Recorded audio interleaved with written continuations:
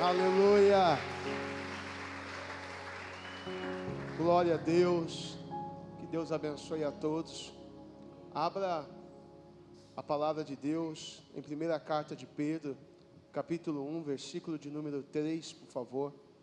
1 Pedro, capítulo 1, versículo de número 3, por favor.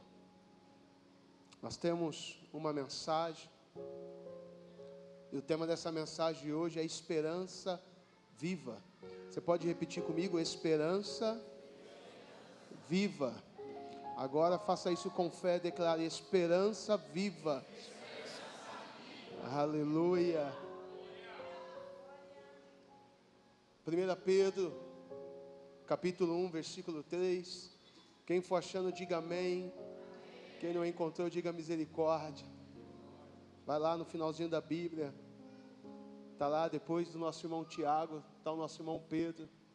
Carta de Pedro às igrejas da Ásia Menor. Aleluia. Amém? Preste toda atenção, por favor. Essa mensagem, talvez eu não arranque nenhum glória de você, mas também essa não é a intenção. Quinta-feira passada tivemos um culto aqui muito poderoso, cheio do Espírito Santo. Gente falando em línguas, gente sendo tomada. E glória a Deus, porque isso é igreja, isso faz parte. Mas uma igreja não vive só disso. Isso é importante, isso é necessário, é preciso. Mas uma igreja precisa estar fundamentada em todas as áreas.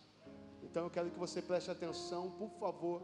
Se você prestar atenção, tudo acontecer da maneira que nós estamos planejando. Daqui a pouquinho você vai estar na sua casa, mastigando essa palavra aí dentro de você, amém? Então 1 Pedro, capítulo 1, versículo 3, diz assim: bendito seja o Deus e Pai de nosso Senhor Jesus Cristo, porque de acordo com a sua extraordinária misericórdia, nos regenerou para uma viva esperança, por intermédio da ressurreição de Jesus Cristo dentre os mortos. Amém? Glória a Deus, vocês estão aí? Vamos contar até 3, você vai ler em alta voz em nome de Jesus. Aquilo que você lê, você grava. Então eu quero que você leia em nome de Jesus. 1, 2, 3, vai lá.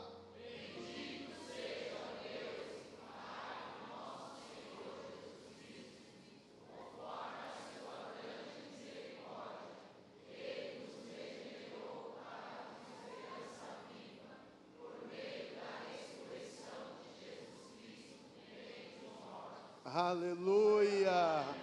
Você crê que essa é a palavra de Deus? Celebre ela então.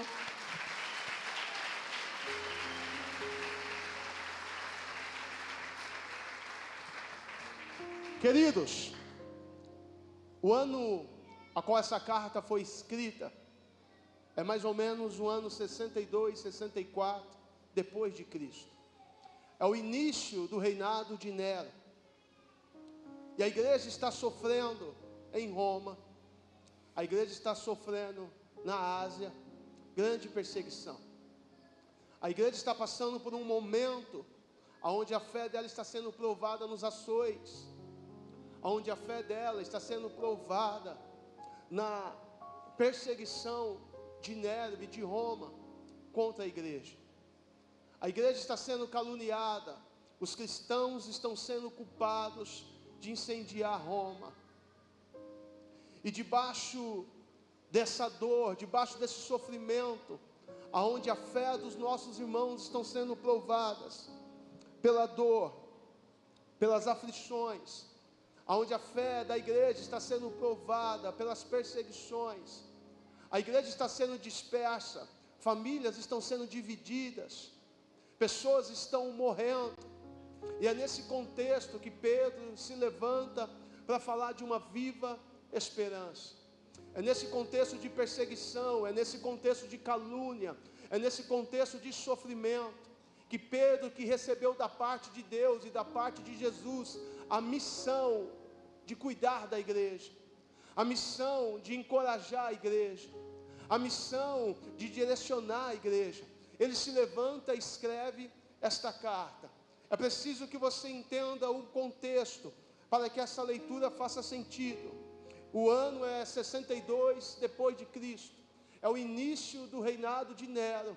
A igreja está sendo perseguida em todas as áreas. Ser cristão naquele tempo não é moda.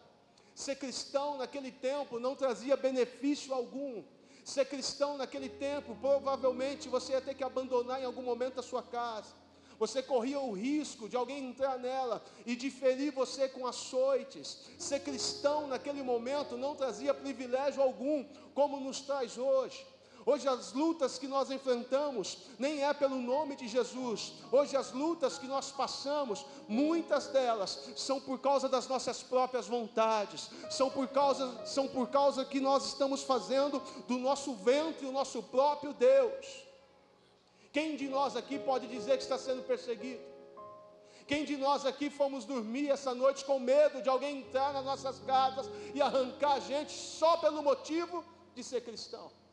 A pergunta é, se ser crente fosse crime, teria prova suficiente para te condenar?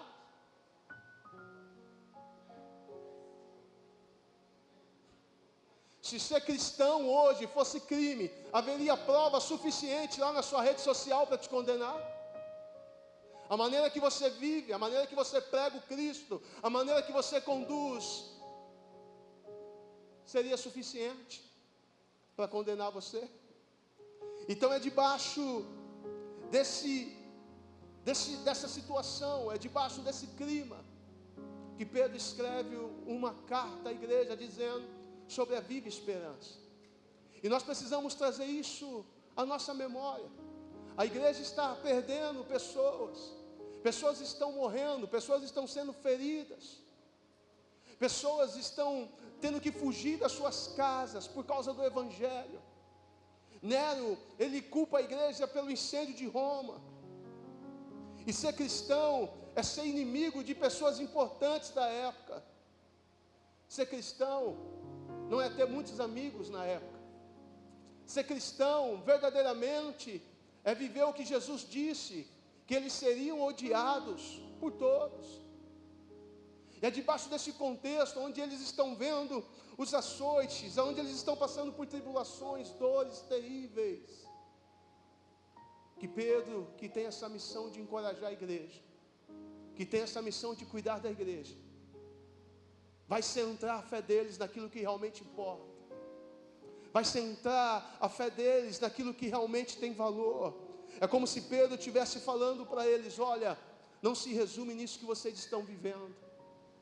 A nossa vida não acaba na dor, a nossa vida não acaba no sofrimento, as perseguições não podem parar aquilo que Jesus fez na cruz do Calvário. É como se Pedro estivesse falando para eles: olha, tirem por um momento os olhos da dor e foquem na cruz do Calvário, porque aquele que gritou está consumado, aquele que gritou está tudo pago, aquele que morreu, mas ressuscitou ao terceiro dia e subiu ao Pai, aquele que venceu a morte, a nossa esperança está nele. Porque Ele vive, nós podemos crer no amanhã, porque Ele vive, a nossa esperança também está viva. Pedro estava dizendo para a igreja: vocês precisam olhar para a cruz do Calvário, vocês precisam olhar para aquele que venceu a morte. Vocês precisam trazer a memória. É isso que Pedro está falando para a igreja. Pedro está fazendo o que Jeremias disse em Lamentações: eu preciso trazer à memória aquilo que me dá esperança. No meio de tanta perseguição, no meio de tanta dor, no meio de tanta luta, Pedro está dizendo à igreja: traga à memória aquilo que pode dar esperança. Traga à memória que o nosso Jesus vive. Traga à memória que a morte não pôde detê-lo. Traga a memória que a cruz está vazia, o sepulcro está vazio, mas o trono está ocupado. Tem alguém me entendendo aí em nome de Jesus? Diga para você mesmo: a cruz está vazia, O sepulcro está vazio, mas o trono está sentado aquele que tem poder sobre os céus e a terra. No trono está sentado aquele que lá em Apocalipse a Bíblia diz: eu fui morto, mas vivo para sempre. Tem alguém aí? Me dá um sinal em nome de Jesus.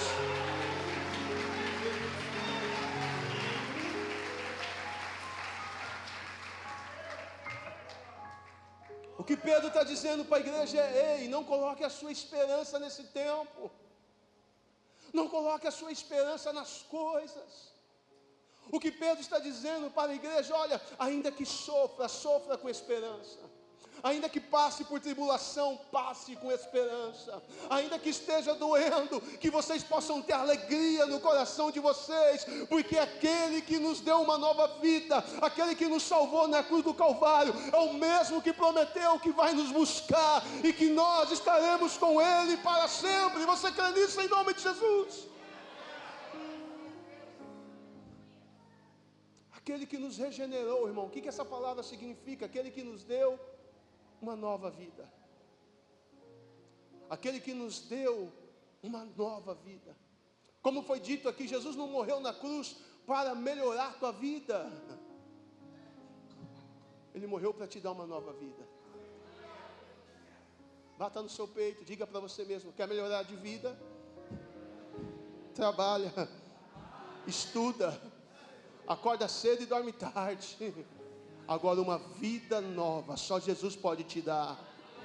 A faculdade pode melhorar a tua vida, o ensino pode melhorar a tua vida, um bom emprego, uma boa carreira pode melhorar a tua vida, pode fazer você comer em restaurantes caros, vestir roupas caras, andar em carros caros, mas só Jesus Cristo pode te dar uma nova vida, aonde você foi regenerado para a glória de Deus, aonde a tua esperança não está na bolsa de valores, não está na economia, aonde a tua esperança não está na política, a tua esperança vem do alto. É por isso que o salmista disse: eleva os meus olhos para os montes, de onde me vem o socorro? O meu socorro, o teu socorro, o socorro da igreja vem daquele que criou céus e terra. Tem alguém aqui em nome de Jesus?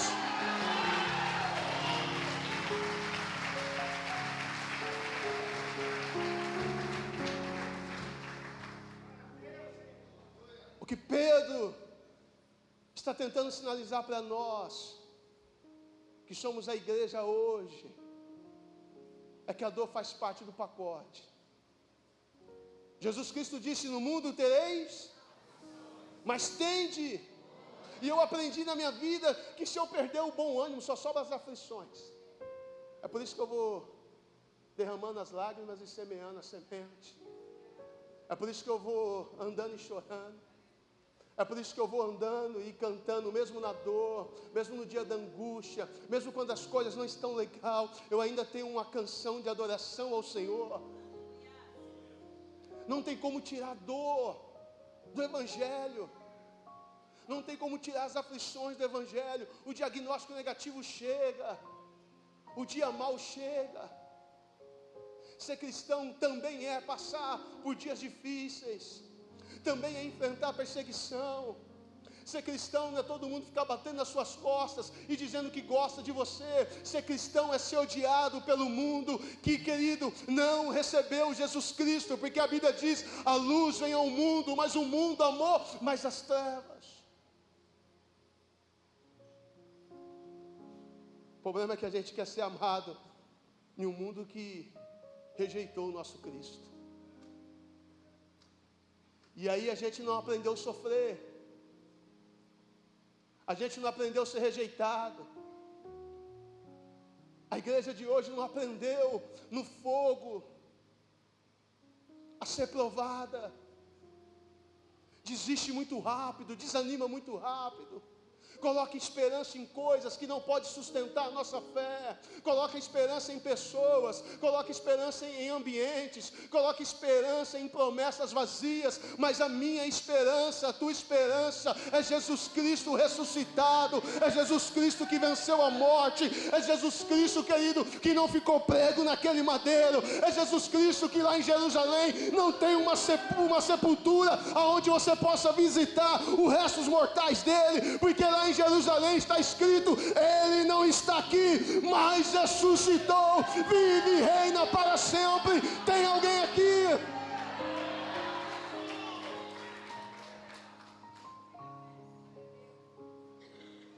Olha para mim, pelo amor de Deus. Todas as vezes que você colocar uma esperança em algo que não é Cristo, você vai se decepcionar. Dinheiro acaba, saúde passa, as coisas se desfazem,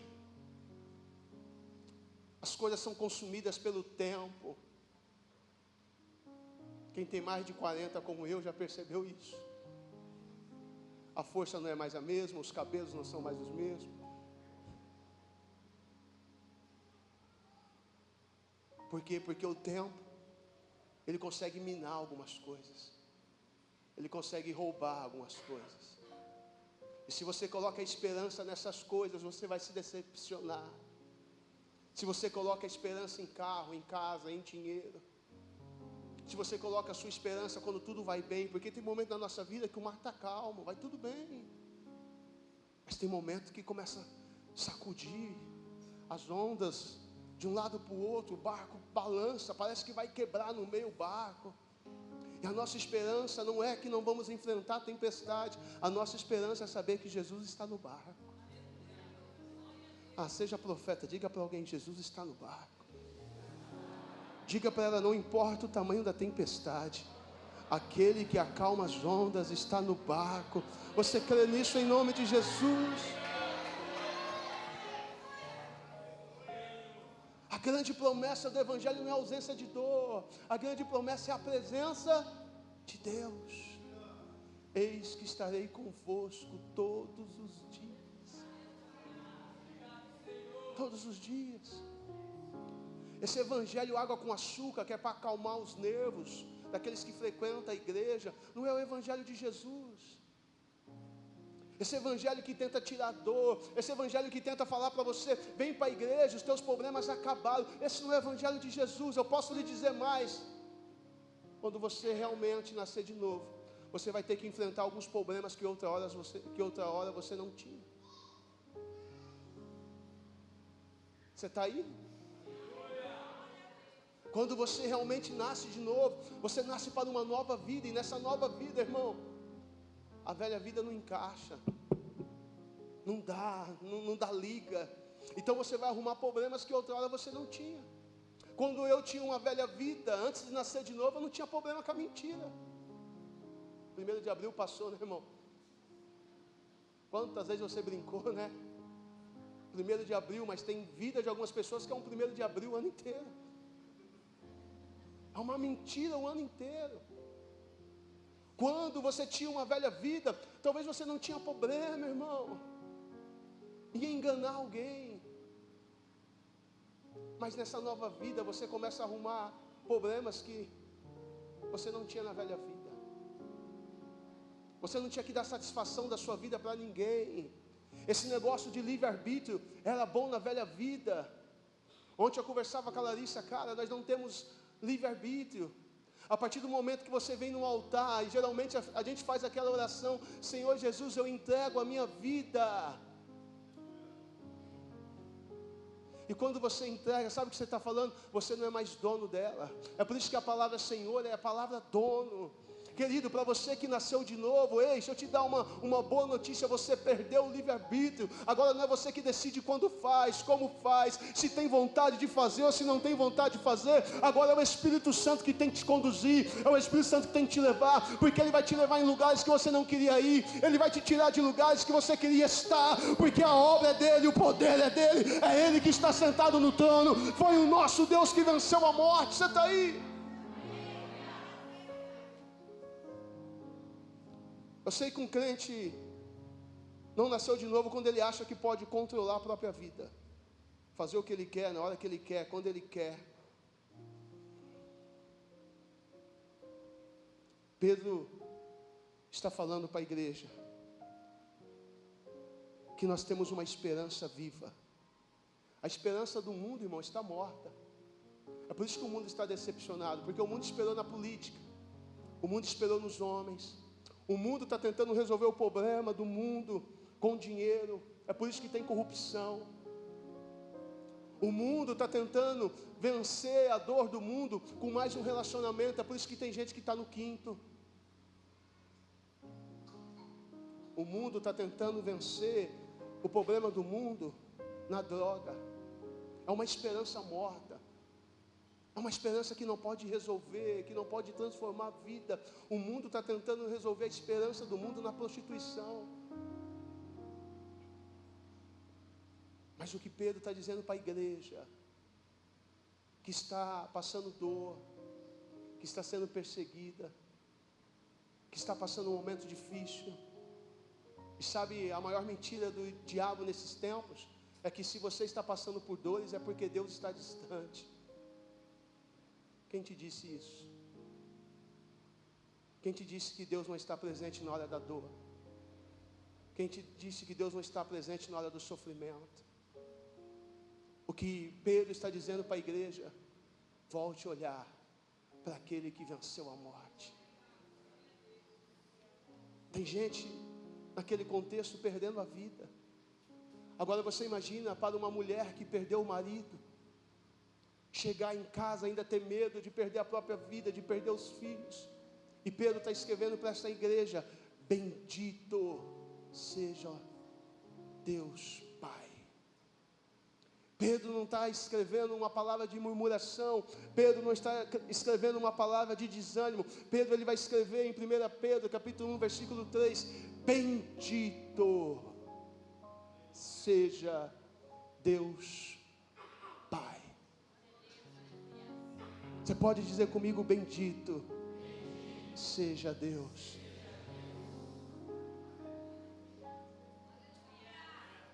Bendito seja Deus, Pai do nosso Senhor e Salvador Jesus Cristo. Na dor, no dia da aflição, na perseguição, Roma estava de ponta cabeça. Pedro, ele vai dizer à igreja: bendito seja Deus. Querido, eu vim aqui dizer para você: bendito seja Deus. Pastor, mas eu estou passando pela dor. Bendito seja Deus. Pastor, eu estou passando pela provação. Bendito seja Deus. Pastor, eu estou passando por um momento difícil, de aflição, de angústia. Bendito seja Deus, porque Deus não só é bom quando tudo dá certo. Deus não é bom quando Ele cumpre os meus caprichos. Deus é bom na dor. Deus é bom no desemprego. Deus é bom na enfermidade. Deus é bom em todo tempo. Tem alguém aí? Me dá um sinal.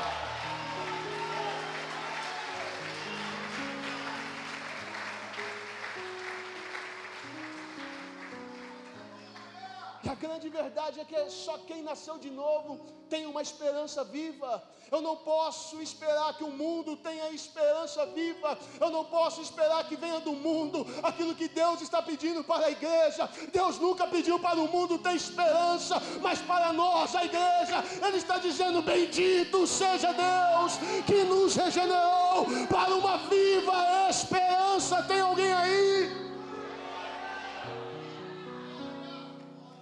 Irmão, às vezes eu vejo o poste mijando no cachorro.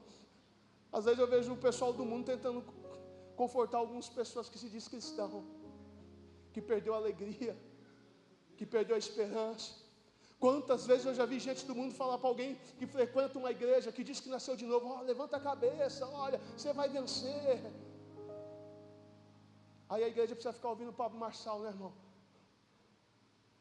Nada contra, ele dentro daquilo que Deus chamou ele para fazer, é excelente. Mas eu não posso transferir a minha fé para nenhum tipo de coach, para nenhum tipo de gente que vem com autoajuda, porque a nossa ajuda vem do alto.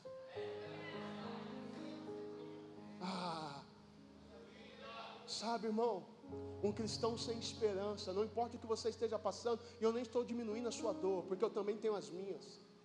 Não se engane. Não se engane, irmão. Está todo mundo enfrentando gigantes. Está todo mundo enfrentando tempestades. Não é porque você não vê alguns andando de cabeça baixa, reclamando da vida, murmurando no Instagram, porque ele não está passando por luta. Não se engane. Está todo mundo enfrentando alguma coisa. Mas um cristão sem alegria, ele é um difamador do Evangelho. Um cristão sem esperança é um difamador do Evangelho. Eu não posso esperar do mundo alegria, eu não posso esperar do mundo esperança, eu não posso esperar que o mundo venha confortar a igreja. Bendito seja Deus, mesmo na dor, Léo. Bendito seja Deus quando a fatura não fecha. Bendito seja Deus quando o desemprego chega. Bendito seja Deus quando o filho fica doente. Bendito seja Deus quando algumas pessoas que a gente colocou a nossa confiança vão embora. Bendito seja Deus quando as coisas dão errada. Bendito seja Deus em todo o tempo.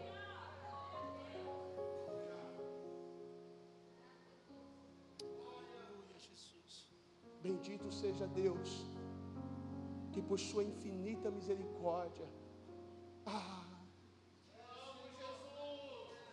sua grande misericórdia, sua extraordinária misericórdia. Sabe o que é misericórdia? É Deus te livrar daquilo que você merecia. É como se Pedro estivesse falando para a igreja: olha, eles podem até matar a carne, mas é o máximo que eles podem fazer. Porque aquele que venceu a cruz, aquele que venceu a morte, aquele que ressuscitou ao terceiro dia, Ele regenerou as vossas vidas. É como se Pedro estivesse falando: olha, vocês vão sofrer por um instante, por um momento, mas todo sofrimento tem dia e tem hora para acabar. É como se Pedro estivesse falando: olha, vocês vão sofrer uma perseguição, vão sofrer uma tribulação, mas tudo isso não se compara, como Paulo disse, com tudo aquilo que já está reservado na glória. Tem alguém me entendendo isso em nome de Jesus? Por favor, me dá um sinal, se alegra aí.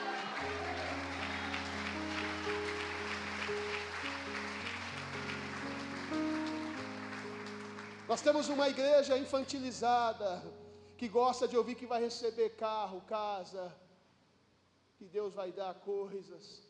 Isso tudo faz parte do Evangelho, mas isso não é o centro do Evangelho. Jesus não morreu na cruz do Calvário para te dar dinheiro. Jesus morreu na cruz do Evangelho para te dar vida. E vida em abundância. Você está entendendo em nome de Jesus? Não, eu preciso que você entenda isso. Não é qualquer vida, não é uma vidinha, não é uma vida miserável, é uma vida que transborda, é uma vida que jorra. Tem alguém me entendendo aí? A vida que Deus te deu, querido, é uma vida que abunda, que transborda, que vai além daquilo que você possa pensar ou imaginar. É vida abundante. Não é vidinha, irmão. Eu tenho não sei nem usar a palavra para não ser mal educado, mas eu tenho um pavor de crente que vive nesse lugar de vítima, auto-miséria. Ó céus, ó vida, ó azar, ninguém me ama. Como ninguém te ama? Você esqueceu daquele que morreu na cruz por você? Eu tenho agonia de gente que fica falando: a vida é difícil para mim, tudo é difícil para mim. Irmão, é difícil para todo mundo. É que tem aqueles que olhou para o Calvário. É que existe aqueles que mesmo na dor olharam para o sepulcro vazio. É que tem aqueles que mesmo na dor sabem que o nosso Deus ressuscitou, vive e reina para sempre. Tem aqueles que não perderam a esperança. Tem aqueles que a esperança está viva, está gritando: Maranata, a hora vem, Senhor Jesus. Tem aqueles que sabem que aquele que subiu também vai voltar para nos buscar, e que nós estaremos com Ele para sempre. Foi Jesus que disse em João 14: não se turbe o vosso coração, credes em Deus, credes também em mim, porque na casa do meu Pai há muitas moradas, e é certo que eu vou preparar lugar, mas se eu vou, certamente eu voltarei para vos buscar. Tem alguém aqui em nome de Jesus?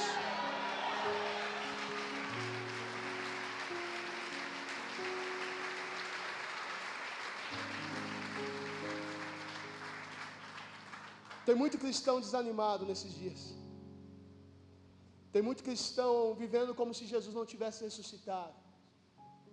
Tem muito cristão como os discípulos no caminho de Emaús, cabeça baixa, olhos fechados, cegos, com escama nos olhos, Porque a última notícia que eles têm é que mataram o profeta, que mataram Jesus Cristo. Eles ainda não entendiam que Jesus Cristo já tinha ressuscitado, que estava caminhando do lado deles, e é por isso que o coração deles queimavam. Tem muita gente entristecida no nosso tempo.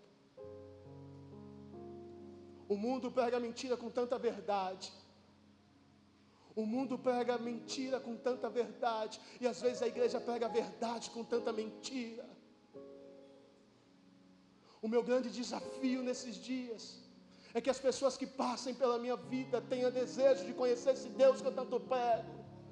Que as pessoas que passem pela minha vida, mesmo na dor, mesmo na escassez, mesmo quando as coisas deram errado, elas não vão me ver murmurando, elas não vão me ver me reclamando, elas não vão me ver xingando, elas vão me ver dizendo: bendito seja Deus, Pai do nosso Senhor e Salvador Jesus Cristo, bendito seja aquele que me deu uma nova vida, que me livrou da condenação e me chamou de filho.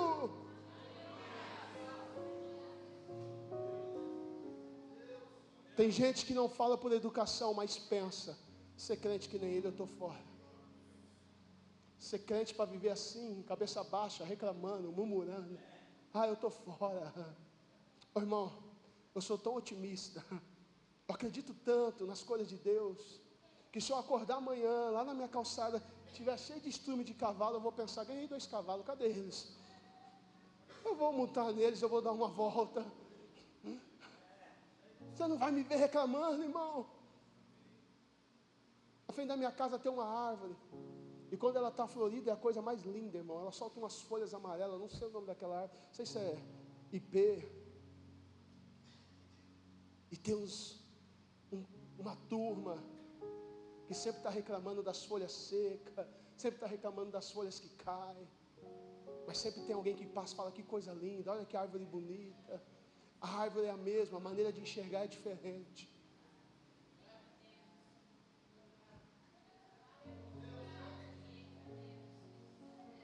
A árvore é a maneira de enxergar. Por isso que Jesus disse: se os teus olhos forem luz, se os seus olhos forem luz, porém se forem trevas,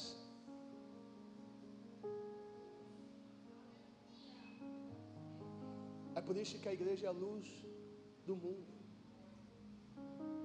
É por isso que a igreja é a luz do mundo. Jesus Cristo disse: vós sois a luz do mundo. A igreja que tem esperança. É você, cristão, que tem que chegar lá na empresa, quando está todo mundo reclamando do salário, reclamando do patrão, e falar: bendito seja Deus. Bendito seja o Senhor. É você que, quando tiver todo mundo brigando por direita e por esquerda, um monte de abestado, achando que o que a gente precisa vai vir de homens, vai vir da cadeira lá no Planalto. Não, meu irmão. Se você não consegue viver nem a plenitude do Evangelho, como você quer discutir coisas tolas?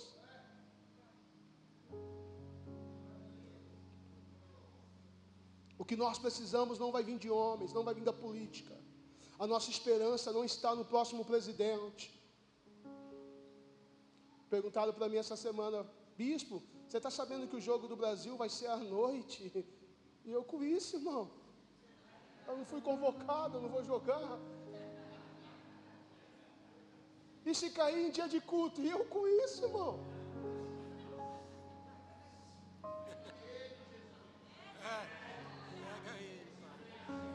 Não, vocês estão querendo que eu mude o culto para ver aquela vergonha.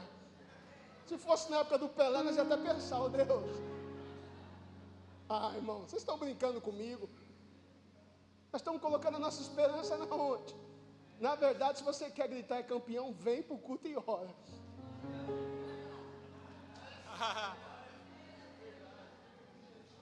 Oh Jesus, derrama óleo ungido naqueles pernas de pau. Mas, irmão, o que acontece? O que acontece?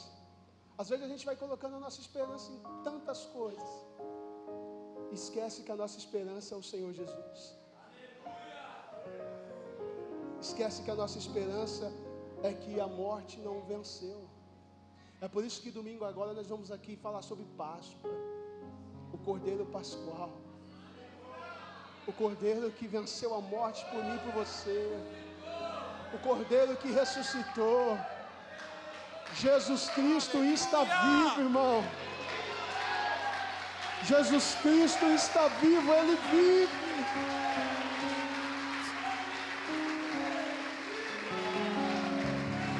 Oh, meu Deus!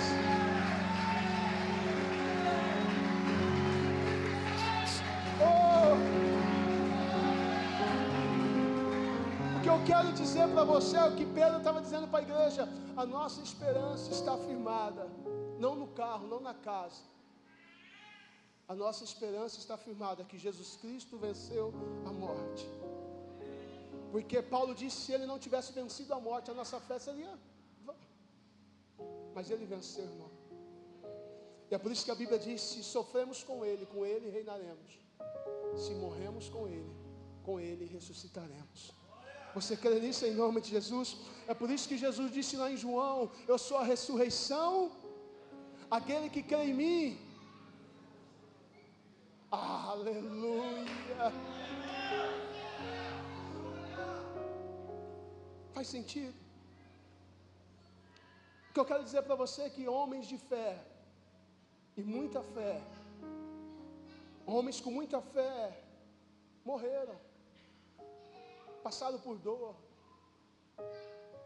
mas a fé deles foram confirmadas, autenticadas, porque eles não desistiram, eles não negaram o Senhor Jesus. Foi assim com Pedro, foi assim com João, foi assim com os apóstolos, e tem que ser assim conosco. Nós não podemos negar o Senhor Jesus por causa dos ventos, das tempestades, das perseguições. Precisamos continuar afirmando e reafirmando: bendito seja Deus, Pai do nosso Senhor e Salvador Jesus Cristo, que por sua grande misericórdia nos regenerou. Nos regenerou. Você está aí em nome de Jesus para uma viva esperança. Viva esperança. Diga comigo: viva esperança. Sabe, teve um ano da minha vida, eu fui trabalhar numa empresa que era a empresa do meu sonho no ramo. Depois de trabalhar mais de 14 anos numa empresa, eu pedi as contas. Um dia acordei de pá virada, pedi as contas. Falei: não vou reclamar, não vou murmurar, eu vou sair. Pedi as contas, peguei minha família. A minha esposa acreditava que eu estava bem de grana, pois era 14 anos de empresa, ela só não sabia que eu tinha pedido para sair. Eu falei: vamos viajar. Entraram tudo dentro do carro, óculos escuros, tudo bonitona. Eu falei: estão achando que eu tenho grana, depois eu conto. Antes de viajar, mandei um currículo para a empresa que eu queria trabalhar. Quando eu estava mandando o currículo, a Shopee chegou: repreende aí em nome de Jesus. Até aqui, Shopee, ajuda nós. Misericórdia, queima Jesus.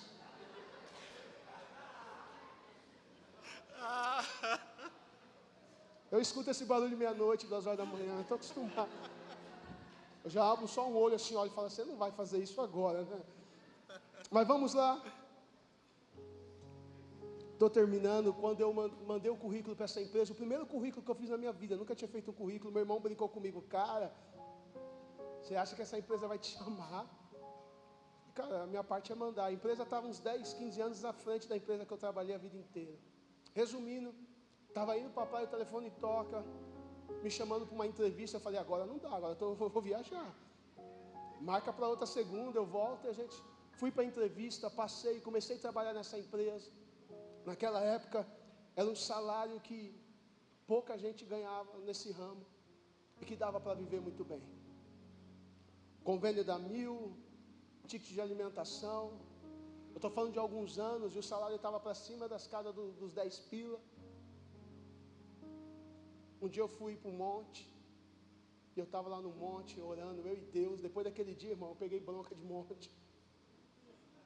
Não fui mais, brincadeira. quando uma irmã chegou na minha direção e falou: Deus manda eu lhe dizer que Ele vai fechar a porta.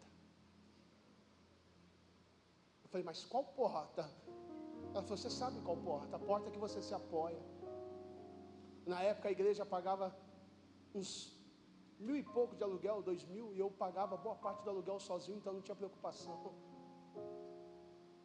E aí ela falou de novo: Deus vai fechar a porta que você se apoia. E eu fui para casa e falei: ela errou. Eu pago boa parte do aluguel da igreja, eu trabalho, consigo cuidar das coisas de Deus. Passou 3 meses, me chamaram no escritório.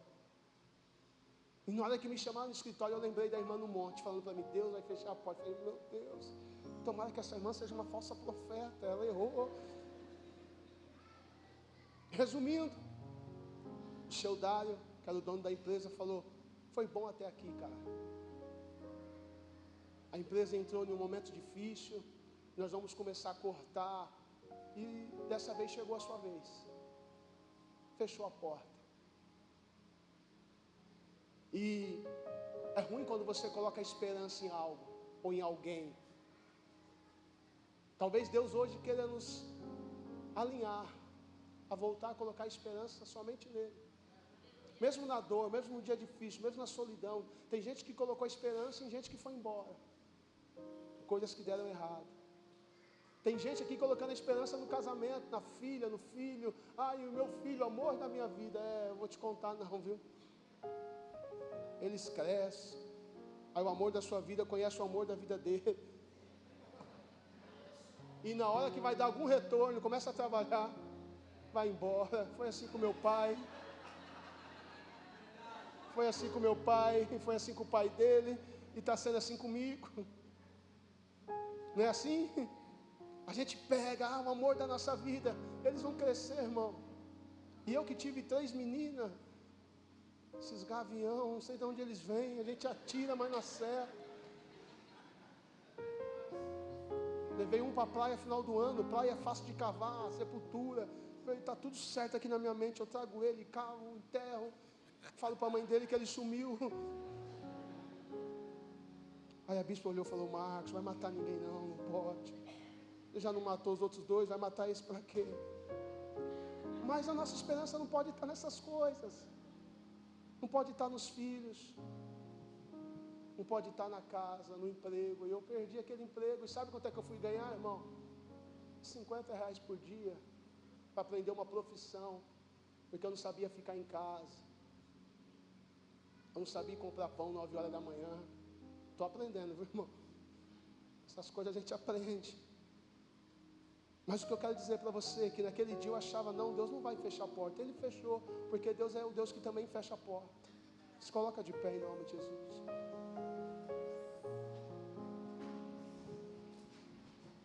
Deus não tem problema em tocar algumas áreas, se elas estão tomando o lugar dele na nossa vida. Tem alguém que está me entendendo aqui, né? Deus não te chamou para viver firmado em coisas e nem em pessoas. Porque as pessoas podem ser boas, mas um dia elas acordam de pá virada.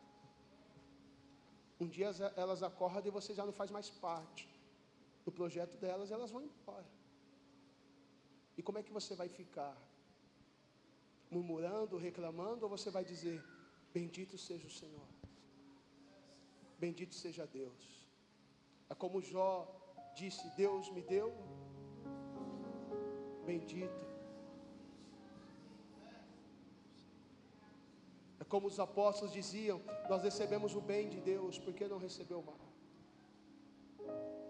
É por isso que os apóstolos, depois de serem açoitados, feridos, eles tinham alegria nos lábios, porque se achavam indignos de sofrer pela causa do Mestre. É por isso que Paulo e Silas na prisão, depois de ter apanhado, depois de terem sido açoitados, por volta da meia-noite, mesmo cheio de dores, meio cheio de hematomas, mesmo todo moído, por volta da meia-noite, Paulo e Silas, eles oravam e cantavam louvores ao Senhor, porque a esperança de Paulo e de Silas não estava no carcereiro, a esperança de Paulo e de Silas não estava em Roma, a esperança de Paulo e de Silas não estava em não sofrer, a esperança de Paulo e de Silas estava naquele que venceu a morte, naquele que ressuscitou ao terceiro dia, porque se sofremos com Cristo, com Ele também reinaremos, se morremos com Cristo, com Ele também viveremos. Eu preciso decepcionar você hoje. Jesus não morreu só para resolver o problema do teu casamento. Ele pode fazer isso. Jesus não morreu só para resolver o problema da tua solidão. Ele pode fazer isso. Jesus não morreu só para te dar um emprego. Ele pode fazer isso. Ele morreu para que você tenha vida, e vida em abundância. O que me chama a atenção na passagem de Rico e Lázaro é que Lázaro nunca comeu nos melhores restaurantes, é que Lázaro não teve uma vida regada de muitas coisas, mas no final Lázaro ouviu: vinde bendito do meu Pai. Não estou fazendo aqui apologia à dor, não estou fazendo aqui apologia à miséria. Eu sou um cara que trabalha muito para poder dar uma vida digna para minha família, mas eu estou aqui dizendo que eu aprendi que as coisas não podem nos trazer esperança, pessoas não podem nos trazer esperança, o último iPhone, queridos seguidores no Instagram, não pode nos trazer esperança. Bendito seja Deus Pai, que nos regenerou para uma viva esperança, que ressuscitou Jesus Cristo dentre os mortos. Essa é a nossa esperança. Talvez você sofra nessa terra, talvez você não frequente os melhores lugares, não ande nos melhores carros, talvez você nunca vista uma roupa de marca aqui nessa terra, mas é só isso que você vai passar, porque o único inferno que os cristãos vão conhecer é essa terra, é as dores dessa terra. Porém, acabando aqui, eles vão viver no paraíso eterno, do lado do Pai. Porém, o único paraíso que o mundo vai conhecer é esse. E passando isso aqui, eles vão viver no lugar de sofrimento eterno. Aonde está a tua esperança? Eu não estou falando que é errado vir para a igreja por causa do casamento, por causa do emprego, de uma vida melhor. Eu estou te falando que isso não é o fundamento principal. Esse não é o fundamento principal. Às vezes, para servir Jesus, você vai ter que chorar, irmão.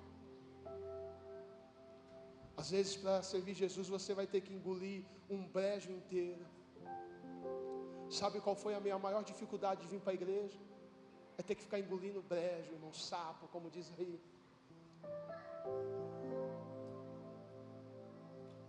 Porque uma coisa eu aprendi na minha casa: homem tem que ter palavra. Isso aí eu não aprendi lendo a Bíblia, eu aprendi dentro de casa. Sim, sim, não, não. Falou que vai fazer, faça. Vai perder, mas mantenha a palavra. E como tem gente dentro de igreja que não tem palavra alguma,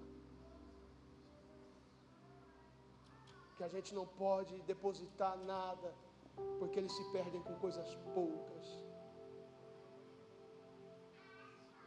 Eu nunca consegui entender como um grupo que fazia samba lá na rua onde eu morava conseguia se reunir para fazer samba dia de chuva, e eles já juntavam ali R$5 de um, R$10 de outro, conseguiam fazer churrasco todo sábado, e eles começavam a tocar aquilo depois do almoço e até a tarde, não importa se estivesse chovendo, tinha uma lona, pingava mais dentro da garagem do que fora, eles estavam ali cantando e se alegrando. E a dificuldade que nós temos, às vezes, para nos reunir,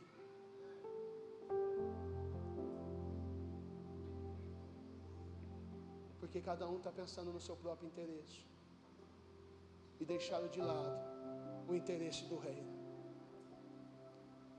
O reino é muito bom hoje, enquanto eu não sofro, enquanto eu não sou perseguido, enquanto eu não sou injustiçado. Eu quero ler o último versículo para a gente orar e terminar. Eu não vou me estender mais. 1 Pedro capítulo 2.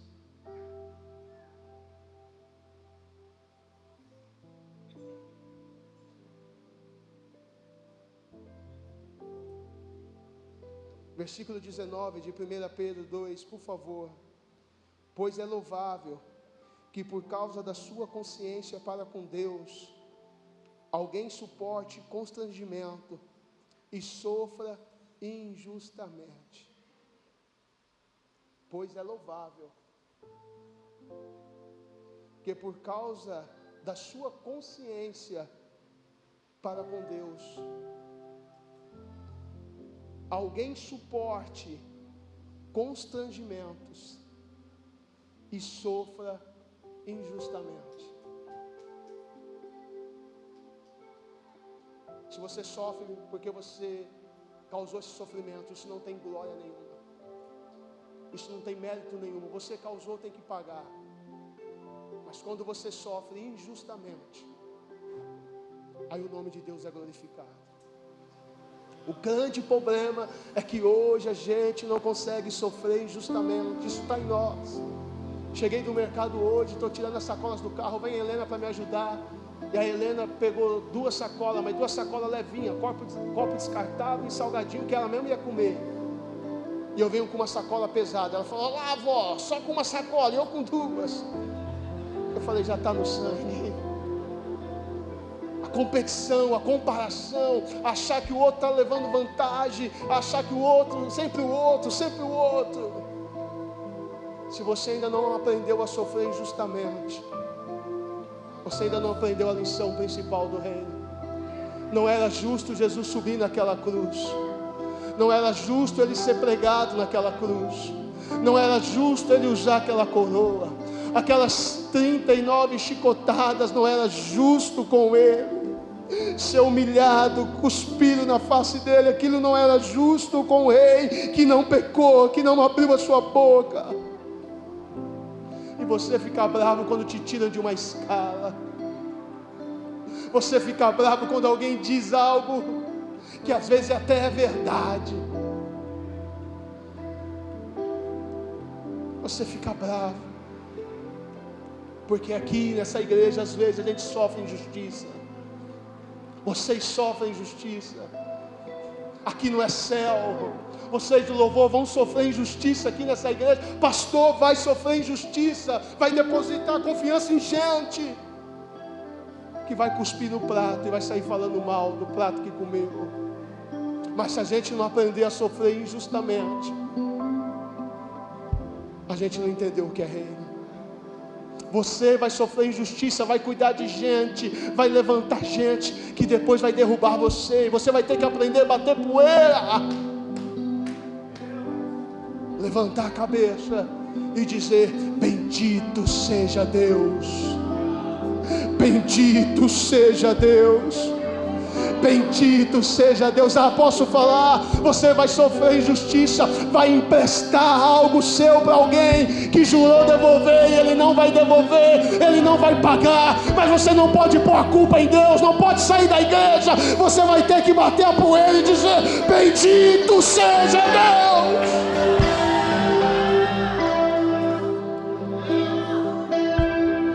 Geralmente a injustiça vem da onde a gente não espera. Geralmente a injustiça vem da onde a gente mais ajudou, aonde a gente mais estendeu a mão. Geralmente a injustiça vem de gente que um dia comeu no prato, mas se você não está pronto para ser injustiçado, você também não está pronto para ser honrado.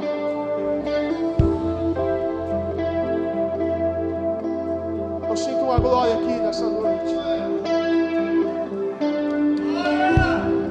Eu sinto uma glória aqui nessa noite. Eu sinto Deus alinhando a vida de gente aqui. Eu sinto que o arqueiro está passando a flecha no fogo e está alinhando ela aqui hoje. Porque o Senhor quer te lançar para algo maior. O Senhor quer te lançar para acertar o alvo. Você não é flecha que vaga sem direção.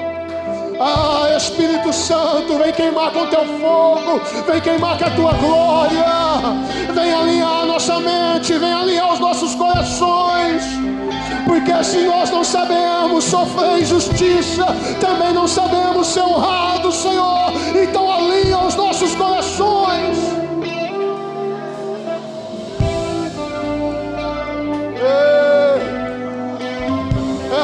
maneira, é o único modo de você manifestar o Cristo. É quando você é injustiçado, é quando você é caluniado, é quando você é abandonado, é quando alguém que você ajudou se levanta contra você. É a única maneira de você manifestar o Cristo. Ei, eu sei que tem pai aqui sofrendo injustiça de filhos. O Espírito Santo fala comigo, tem pai aqui sofrendo a injustiça que vem de filhos. Assim como tem filhos sofrendo a injustiça que vem dos pais. Mas é nessa hora que você precisa trazer à tua memória aquilo que pode lhe dar esperança. Aquilo que pode dar esperança. Ah, Espírito Santo, põe a mão no teu coração. O tempo não espera mais. Eu quero que você entre nesse ambiente de cura. Eu quero que você entre. Nós temos 2 minutos. E eu vou deixar você dar uma resposta nesses 2 minutos que nós temos.